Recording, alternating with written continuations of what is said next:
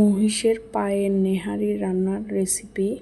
ঈদে শ্বশুরবাড়ি যে গ্রামের বাড়িতে মাটির চুলায় মহিষের পা নেহারি রান্না করলাম।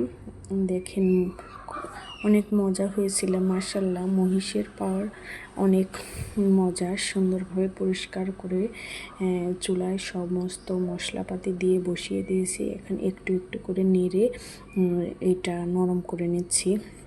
আসসালামু আলাইকুম, কেমন আছেন আপনারা? আশা করি সবাই ভালো আছেন। অনেক দিন ভিডিও দিতে দেইনি, আসলে গ্রামে গিয়েছিলাম, তারপরে বাবার বাড়ি গিয়েছিলাম, সব কিছু মিলায়ে দেরি করে দিয়েছি। বাসায় এসে কালকে বাসায় আসছি 6 তারিখে, আজকে ভিডিও দিচ্ছি।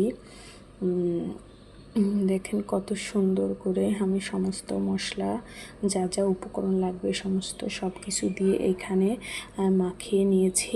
মাখিয়ে নেওয়ার পর একটু জাল দিয়ে মাটির চুলে রান্নাগুলো অনেক মজা হয়, সেজন্য বড় একটা পাতিলে দিয়েছি।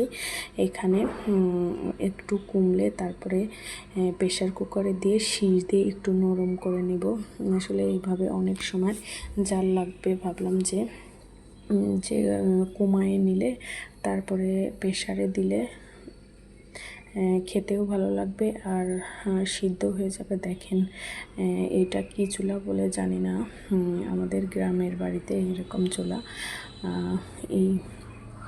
এটা আমার বড় ভাসুর পাটা কেটে নিয়ে আসছিল, খুর যাকে বলে না কি বলে জানি না, সেটা গরম পানির ভিতরে দিয়ে সিদ্ধ করে তারপর ওইটা ছুটিয়ে এভাবে করা হয়েছে। দেখেন কত সুন্দর, আসলে খেতে অসম্ভব মজার হয়েছিল।